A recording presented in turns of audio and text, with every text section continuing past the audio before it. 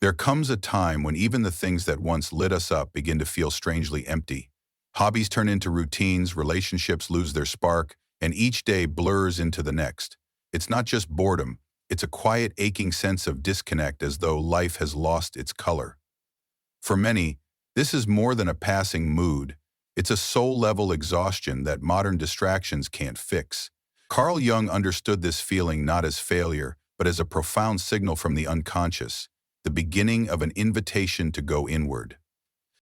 Jung believed that when life loses its meaning, it's often because we've lost contact with the deeper parts of ourselves.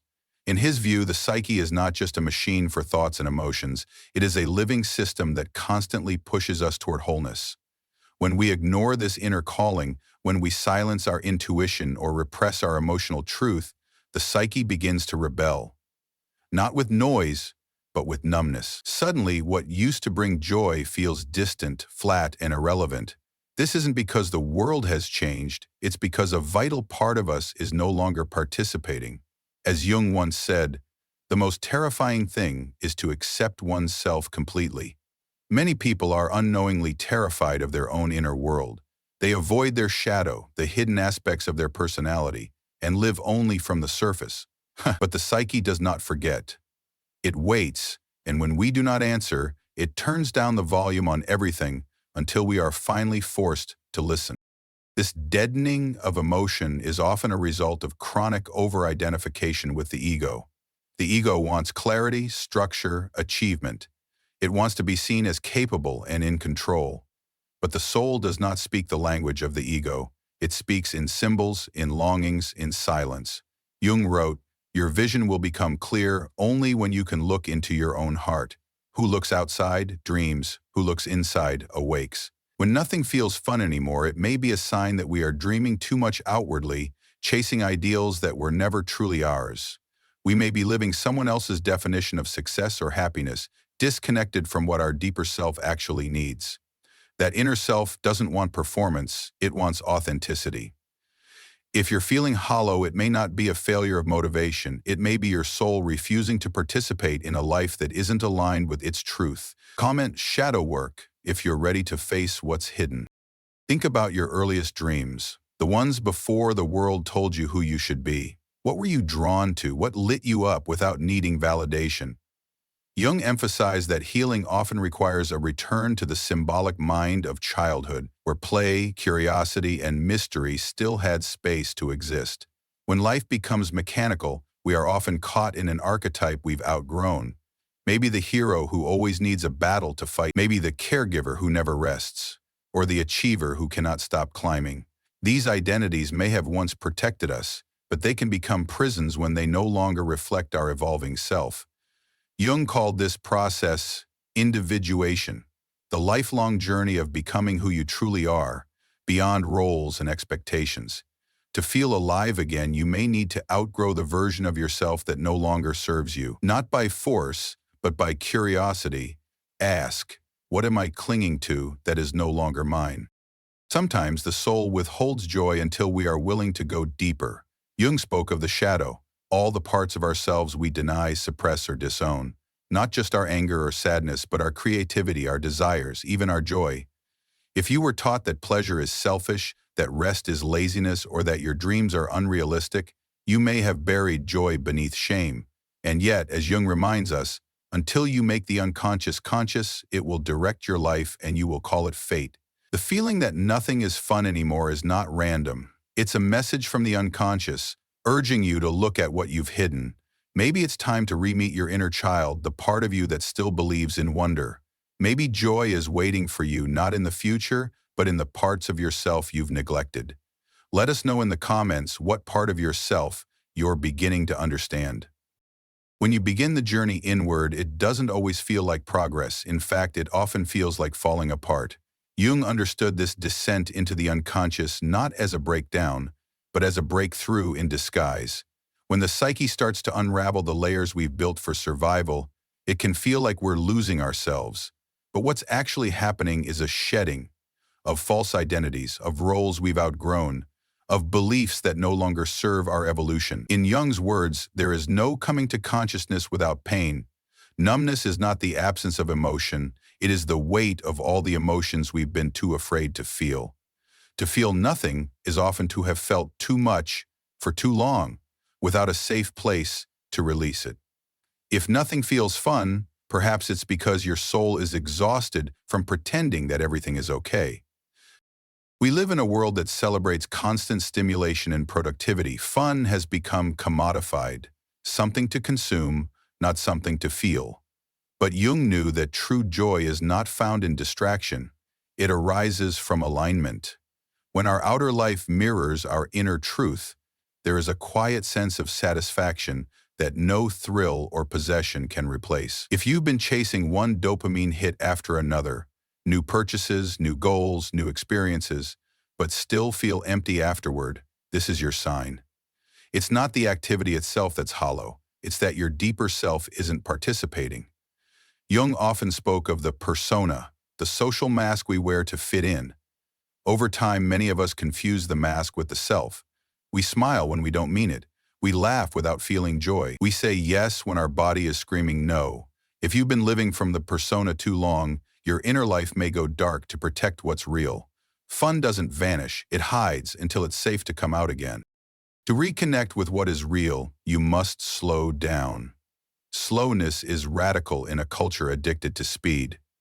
Jung encouraged what he called active imagination, a method of engaging with the unconscious through inner dialogue, art, writing, and dreams. He believed that the psyche longs to be heard, not fixed. Have you ever sat in silence and simply asked your soul, "What do you want me to know?" The answer may not come in words. It may come as an image, a memory, a sudden emotion. The key is to listen without judgment. Often, the loss of joy is a symptom of ignoring these messages, a dream that keeps recurring, a longing you dismiss, a fear you avoid. Jung teaches us that loneliness does not come from having no people around, but from being unable to communicate the things that seem important to oneself. Perhaps nothing feels fun because your deepest truths have no space to be spoken. Begin by writing them down. No filter, no performance, just honesty. Have you ever had a dream that felt like a message? Share it below. Another powerful clue to our inner stagnation lies in our emotional triggers. What irritates you? What makes you irrationally sad or angry? Jung believed that what we react to in others often mirrors something unresolved within ourselves. This isn't always obvious. The person who frustrates you might carry traits you repress. The lifestyle that makes you envious may reflect a dream you buried. These reactions are like psychic flare signals, asking us to explore what has been pushed into the unconscious. As Jung said, everything that irritates us about others can lead us to an understanding of ourselves. Emotional numbness can be a defense against these triggers. If you feel nothing, you won't feel pain, but you also won't feel joy.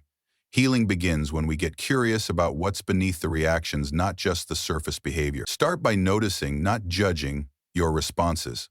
Ask, what part of me is speaking right now? What is this reaction protecting? The road back to joy is not about going backward. It's about going deeper. Jung saw the journey of individuation as circular, not linear. We return to old wounds, old stories, old dreams, but each time with new awareness. What once felt like emptiness may now feel like spaciousness. What felt like sadness may now feel like truth. This is the slow transformation of the self. You do not need to force fun or chase inspiration. Instead, create the inner conditions where joy can naturally return. This may mean grieving what you never got to feel. It may mean unlearning what the world told you was silly or unrealistic. Joy is not childish, it is sacred. Carl Jung reminds us, the privilege of a lifetime is to become who you truly are. If you've forgotten what makes you feel alive, don't panic. That aliveness is not lost. It is waiting patiently for your return. There is a peculiar kind of suffering that comes not from pain, but from absence. The absence of joy, meaning, purpose. Many people live entire seasons of life with this quiet void, convincing themselves that it's just how adulthood feels. But Jung would challenge that assumption. He believed that this emptiness is not a destination, it's a passageway. As strange as it sounds, the absence of fun is often the soul's strategy to pull us away from surface-level distractions and toward the depths of our own transformation. People will do anything, no matter how absurd, to avoid facing their own souls, Jung wrote. When nothing excites us anymore, it may be because we've run out of places to hide. The soul is not interested in entertainment, it wants integration. And until we engage with the parts of ourselves we've abandoned, joy remains out of reach. This is where the idea of the shadow becomes more than just a theory. Jung defined the shadow as everything within us that we deny or disown, parts that are too painful, too wild, too shameful, or simply too unfamiliar to accept. But buried in the shadow is not only pain, it is also the potential for healing, creativity, and deep joy. If you've been feeling numb, disconnected, or flat, it may be because your shadow holds pieces of your vitality that you have unconsciously rejected. Think of the child who was scolded for being too loud, too imaginative, too emotional. That child grows up believing those qualities are unsafe, so they get buried. And yet, those very traits are often the key to rediscovering what makes life feel meaningful. Jung reminds us, one does not become enlightened by imagining figures of light, but by making the darkness conscious. True joy comes not from avoiding the dark, but from reclaiming the light that is hidden within it. Consider how this plays out in your everyday life. You might feel stuck in a career that looks good on paper but leaves you drained, or in a relationship where you play a role rather than show up as your whole self. You might avoid quiet moments because you're afraid of what might surface in the silence. These are all symptoms of the split between the persona and the authentic self. Jung warned that when this split widens, the psyche begins to fragment. You start to feel like a stranger in your own life. Things that used to be fun now feel like obligations. Laughter feels hollow. Even rest feels restless. This is not because you're broken. It's because you're divided. Healing comes when you begin to bridge that gap, when you stop abandoning yourself to meet external expectations. Ask yourself gently, who am I beneath all the roles I play?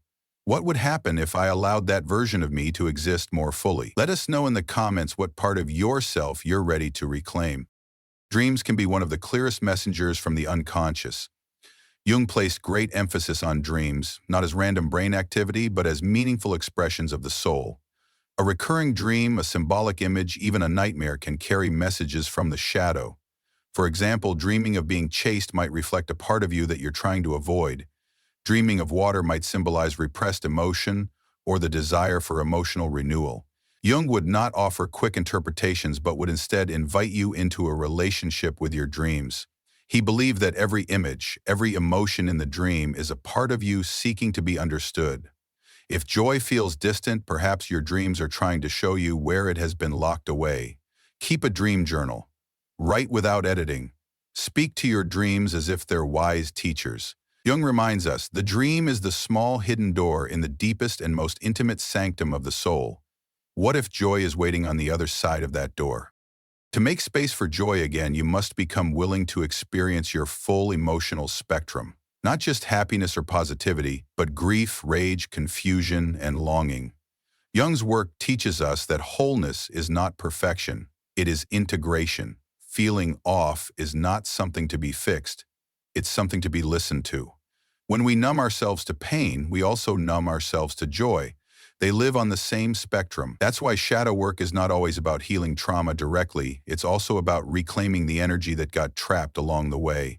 Joy is not a reward for being good, it is your birthright.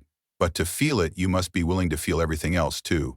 The acceptance of oneself is the essence of the whole moral problem and the epitome of a whole outlook on life. Jung wrote. What if the path back to joy doesn't begin with trying harder, but with accepting more fully, with sitting in your truth however raw it feels, until it becomes a doorway instead of a wall? There is something quietly revolutionary about deciding to no longer abandon yourself. In a world that profits from your disconnection, reclaiming your inner truth is a radical act of healing. Jung believed that the psyche will do everything it can to lead us toward wholeness, even if it means dismantling the life we've built around avoiding who we really are. So when everything begins to feel dull, uninspired, or lifeless, the soul may not be malfunctioning. It may be guiding you away from performance and toward presence. It may be gently stripping away the distractions so you can finally sit with what's real. We cannot change anything unless we accept it, Jung wrote. Condemnation does not liberate, it oppresses. To bring joy back into your life, you must stop condemning the parts of you that have gone silent. You must listen to what your silence is trying to say. Imagine this. What if the version of you who still feels joy never left, but has simply been waiting for you in the places you're afraid to go? Places like vulnerability, stillness, grief, creativity without outcome, rest without guilt. These are not passive states, they are portals. When you feel like nothing is fun anymore, it's often because you've been living entirely from the conscious mind, from strategy and logic. But the unconscious, the place where joy, mystery, and meaning live, has been waiting for you to return. This return doesn't require a grand gesture. It can begin with a breath, with a quiet moment of honesty, with a question asked without needing an immediate answer. Jung would urge us not to rush through this discomfort, but to sit with it, because it is fertile ground. Something is trying to be born through you, and as painful as this rebirth can feel, it is often the beginning of a deeper, more authentic life. Sometimes the loss of joy is actually the death of a false self, a self you outgrew, a self that served its purpose but now limits you. Jung taught that we go through psychic deaths before we can experience transformation. These are not failures, they are necessary thresholds. As he said, only what is really oneself has the power to heal. When you start to feel again, even if what you feel is sadness or fear, it means the wall is beginning to crack. It means the real you is coming back online.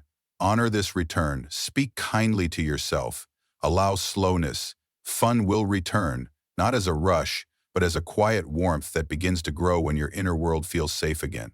Start small, listen to music that moves you, reconnect with old dreams, create without judgment. Walk in nature and ask nothing of it. These simple acts can awaken the parts of your soul that have been asleep. And slowly, joy will begin to trust you again. Reclaiming joy is not about trying to feel better. It's about feeling more truthfully. It's about making space for the full range of your human experience. When you honor your sadness, your joy becomes more honest. When you allow your fear, your courage becomes more real.